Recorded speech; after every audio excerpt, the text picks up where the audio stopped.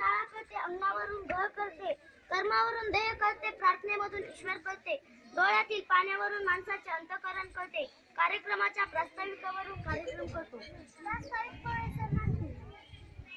मुलांनो, मी प्रास्ताविक मांडाय थांबलोय. प्रास्ताविक माझं कालच झालेलं आहे, आजही झालेलं आहे आणि आताही करतो मी. हा कार्यक्रम मी यासाठी घेतोय की तुम्हाला वेगवेगळ्या क्षेत्रातली माणसं कशी काम करतात, शून्यातून आयुष्य कशी बनवतात. डॉक्टर सिद्धेश्वर हुकिरे हे होमिओपॅथिक ट्रीटमेंट देतात. ते एका कॉलेजमध्ये एक प्राध्यापक आहेत. अत्यंत जर्जर रोग असतो. काही माणसांच्या अंगावर बारीक बारीक गाठी असतात. कसले औषध घेतल्यानंतर तात्पुरता रोग दबतो, पण कायमचा जात नाही. मला येताना खूप थंडी वाजली आणि नाकातून पाणी असं गळ्यासारखं टपटप करत होतं. काही माणसांना झोपेतून उठल्या शिंका येतात. काही प्रश्न मला काल विचारले होते मुलांनी. डोक्यात कोंडा होतो सारखंच. लिंबू लावलं तरी कमी होत नाही आणि शॅम्पू लावलं तरी कमी होत नाही. काय खाण्यात फॉल्ट आहे.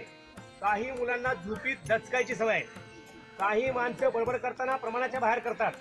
या सगळ्या सायकोलॉजिकल ट्रीट हळूहळू होमिओपॅथिक पद्धतीनं कमी होतात आणि या सगळ्या विचाराचा मानस तुमच्यावर चांगला पडावा.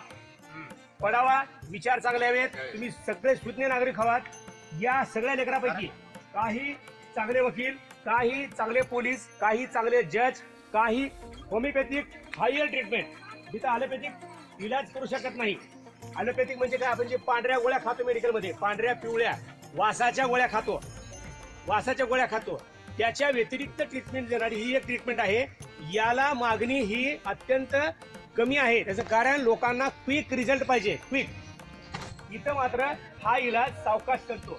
ही सगळी माहिती तुम्हाला देण्यासाठी मी अगोदर